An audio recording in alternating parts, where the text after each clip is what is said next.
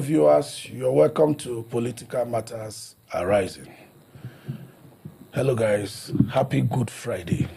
Good Friday it is. Philip, happy Good Friday. Happy Good Friday to you. Will you be going to search for eggs, Easter eggs?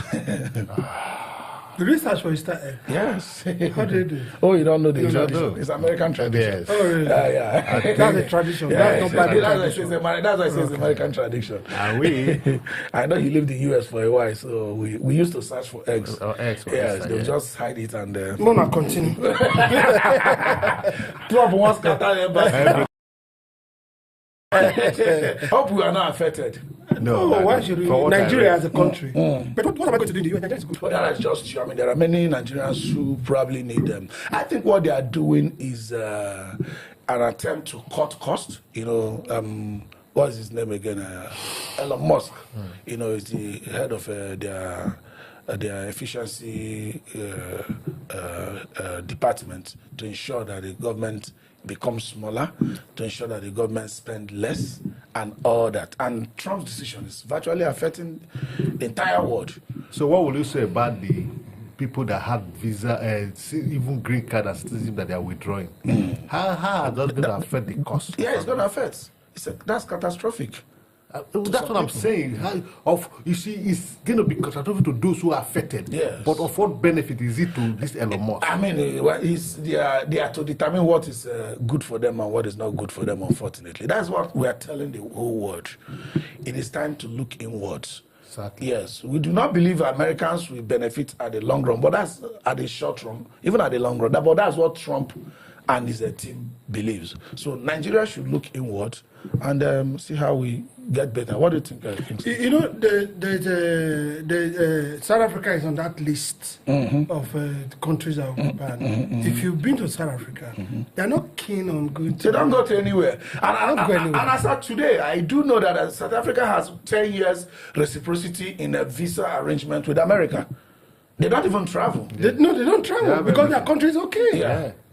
So it will baffle you that Botswana, a smaller country besides South Africa, is even more self-sufficient than any other African. No, I think it's one of the best economically enhanced Go to Namibia. countries Go to Namibia in the world. Yes. Yeah. So it's just that because we travel a lot, and that's why we are It's not because we travel a lot, because of bad system and bad government we have in our country. Let's just be it's not as if we straight like traveling. It's don't because like traveling, you no. can't be in a place where you can't take care of yourself. You see, why are we leaving our place to Abuja in the first place? If all is well, within our domain. You know, there are people I know in the UK and the US that have lived. They've never left their place of birth. Certainly. So when they see you, they wonder why you are running from pole to pole. Certainly. I don't know if you have traveled before and you are looking for Nigerian food to eat. I remember I lived in Pennsylvania and US for years. I'm sure you are looking for Nigeria. Dominated, dominated state, yeah. I went to Ethiopia one time. Food to eat. I went to Ethiopia one time. We couldn't get. Sometimes we need to drive all the way to Pittsburgh before we can see African stores, or Harrisburg before we can see African stores. We eat fufu, eba, gari. That's traditional to us.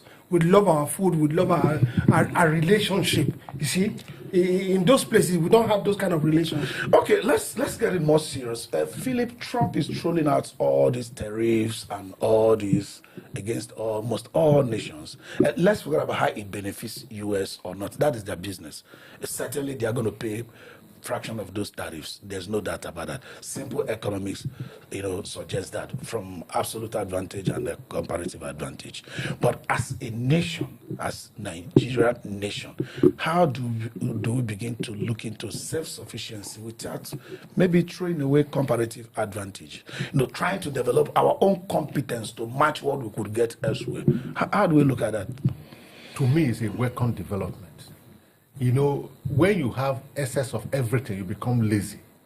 So with the new tariff Trump is putting forward and all his policy that he's trying to make the whole world sit up, I think it will be very good for the Nigerian government to see that, look, there's no free food in Freetown.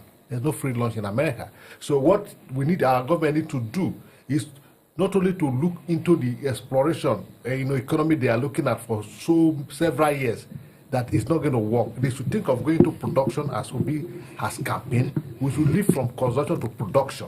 we should look into the agricultural sector and all other sector. We have the entertainment industry, we have the hospitality industry, we have so many of them. But what does the government do? Nothing. They just wait to every time. If you see, the most painful aspect in this country is that every year to year, Nigeria want to budget. They peg their budget to the price of the dollar in the international market. Nothing more. As if that was the only way we can survive. So with this tariff, especially you look at yesterday, were crying that with the fall of the oil market, that the economy is yes. Okay, you mentioned something that's very dear to like our youth, youth development, something about entertainment.